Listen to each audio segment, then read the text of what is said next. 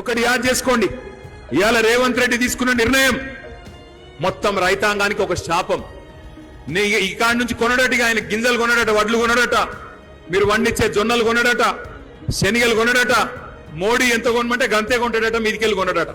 అంటే నువ్వు ఎకరానికి 40 క్వింటాలు వడ్లు వండించినా ఒకవేళ మోడీ గారు రేపటి రోజున కోటా 10 క్వింటాలే అంటే 10 కొంటాడట, మిగతా 30 నువ్వు బయట అమ్ముకోవాలి. ఇవాళ నిన్న తీసుకున్న నిర్ణయం అది. మరి ఊకుందామా మరలబడదామా? నేను ఇప్పుడు పున్న గ్రామంలో కూడా చెప్పినా, మీకు కూడా చెప్తున్నా, రైతులను చూస్తున్నా నేను కొనుగోలు కేంద్రాలలో కాళ్ళు పట్టుకుంటూ పోయి ఆఫీసర్లు, అయ్యా కొనండి అయ్యా అని. కాళ్ళు పట్టుకున్నాడు కాదు, కాలర్ పట్టుకోండి. కాంగ్రెస్ వల్ల గల్లా పట్టుకుని అడగండి ఎక్కడ పోయింది, నువ్వు చెప్పిన బోనస్ ఎక్కడ పోయింది అని అడగండి, నువ్వు చెప్పిన కొనుగోలు కేంద్రాలు ఎక్కడ పోయినాయి అని అడగండి. నీ వల్ల, నీ ప్రభుత్వ అసమర్థత వల్ల రైతులు ఆత్మహత్య చేసుకునే పరిస్థితి ఎందుకు వచ్చిందని అడగండి. వదిలిపెట్టం రేవంత్ రెడ్డిని. నువ్వే కదా 15 రోజుల కింద చెప్పినావు చివరి గింజ దాకా కొంటా అన్నావు. ఇవాళ ఏమైంది మరి?